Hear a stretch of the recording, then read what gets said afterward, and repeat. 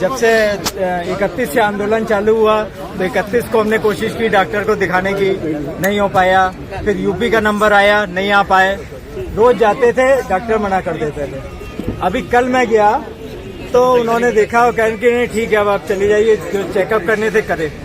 तो मुझे ध्यान आया महाराष्ट्र के लोग आ रहे हैं, सारी एनर्जी मेरे में आ गई है और मैं अपने आप ही ठीक हो गया।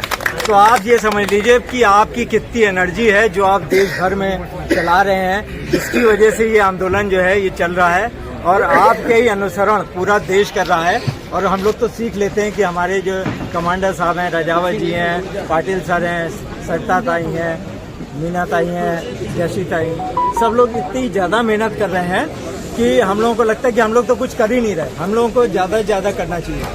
तो यही सोच के हम लोगों की एनर्जी इसमें आई और हम लोग यहाँ पे इकट्ठे हैं। 7 दिनों से कार्यक्रम चल रहा है और बुल्डाना के लिए तो क्या कहा जाए, पेंशनरों का तो यही कहना है, सारे तीर्थ बार बार, बुल्डाना एक बार। जो वहाँ पे हुआ या समझ लीजिए उसने कर्म भूमि को छुआ और वो अमर हो गया। क्योंकि कभी आपने जब शुरू किया होगा बुल्डाना में आंदोलन तो ये सोचा नहीं होगा कि इतना बड़ा आंदोलन हो जाएगा। और आपको बताएं 27 राज्यों तक ये फैल गया है। अब आप बुल्डाना का नाम लीजिए तो फौरन बता देंगे कि वहाँ पे अनशन हो रहा है पेंशनरों का। हमारा भूमिका ये थी कि हम जो आप लोग कर रहे हैं उसको पूरे देश में क्या पूरे वर्ल्ड में हम पहुँचाएं और इसमें हम बहुत हद तक कामयाब रहे हैं। ये लाखों व्यूअर्स रहे जिन्होंने आपकी समस्याओं को सुना और देखा है और धीमे धीमे ये आंदोलन इतना बढ़ता गया है। कमांडर साहब की मेहनत रही, आप सबका सहयोग रहा, जो निर्देश मिलते रहे हम लोग करते रहे। राजावत जी का कहना ये है कि आप जो ये आंदोलन चल रहा है उसमें ईपीएफओ को छोड़ो नहीं और मोदी जी को छेड़ो नहीं। तो हमारा तो ये कहना कि देखिए ईपीएफओ को तो हम लोग कतई नहीं छोड़ रहे हैं, सारे आंकड़े दे रहे हैं, जहाँ होता है प्रदर्शन करते हैं। मोदी जी को हम लोगों ने कभी छेड़ा नहीं, कभी किसी ने नहीं छेड़ा होगा।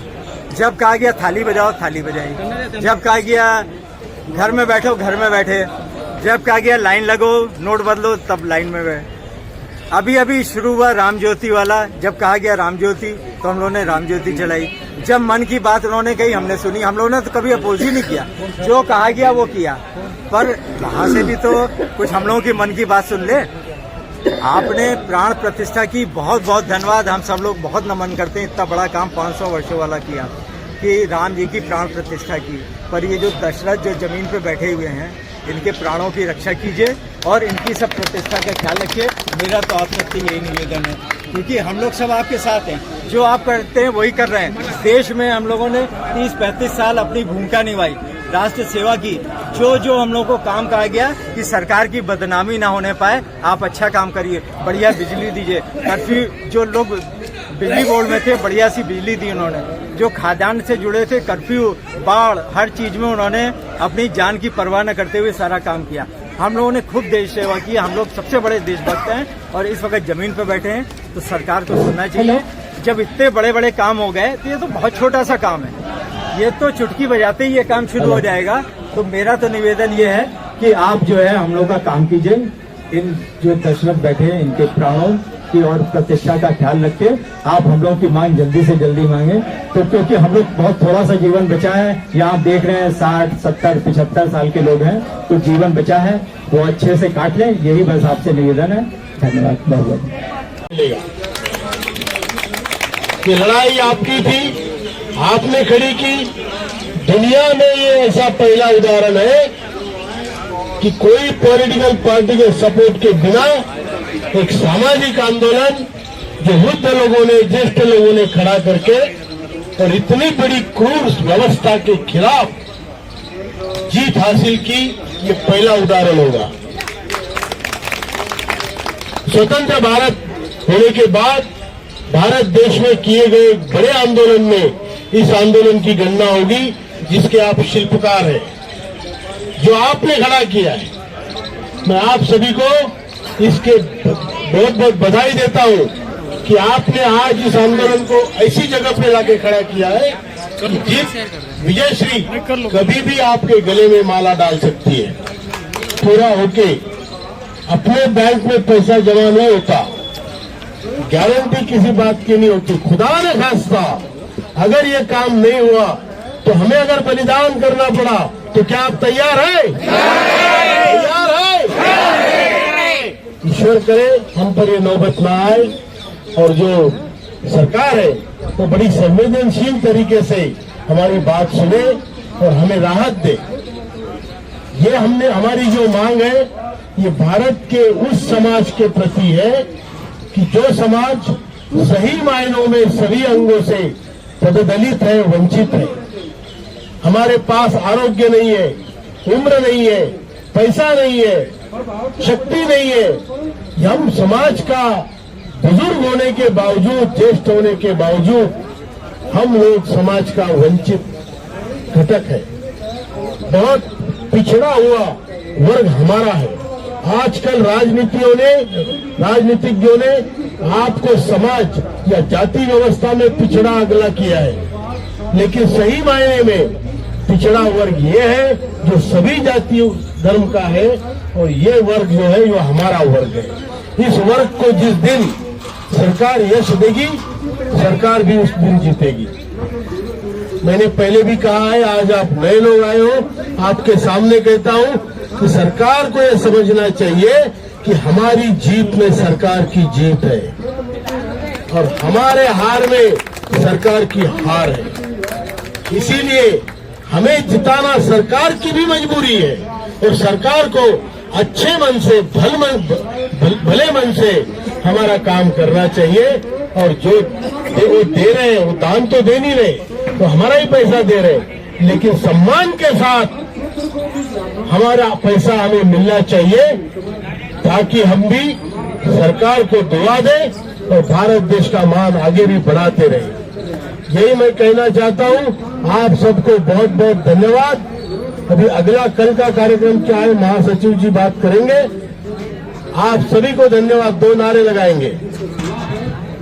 मैं ये भी जानता हूं कि बहुत सारी ट्रेनें रद्द है, बहुत भीड़ के कारण लोग कई बीच में भी उतर गए, वापिस जाना पड़ा उनको। नांदेड़ के काफी लोग पूर्णा जंक्शन से उतर गए और हम कितनी बार बुलाएंगे। हमारा भी अभी आप लोगों का सहयोग है, इसलिए ये आंदोलन है।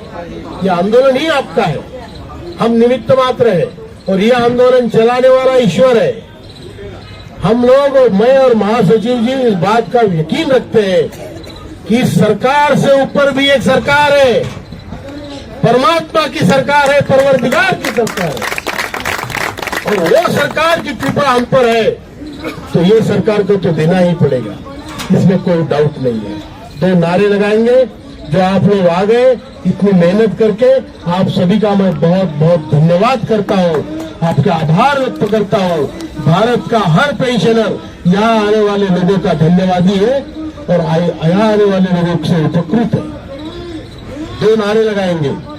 हम साथ, हम साथ, ज्येष्ठ भारत, ज्येष्ठ भारत, ज्येष्ठ भारत, ज्येष्ठ भारत, ज्येष्ठ भारत। धन्यवाद।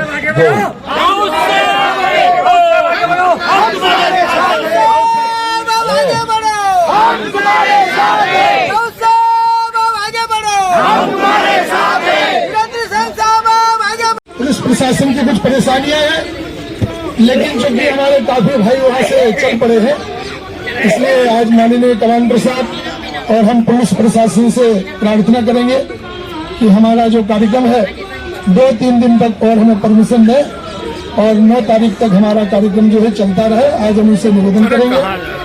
आप सभी भाइयों से प्रार्थना है कि जो भाई रुक सकते हैं आज कृपा करके रुके, क्योंकि उड़ीसा के भाइयों को हमने मना कर दिया है, काफी भाइयों को वापस कर दिया है।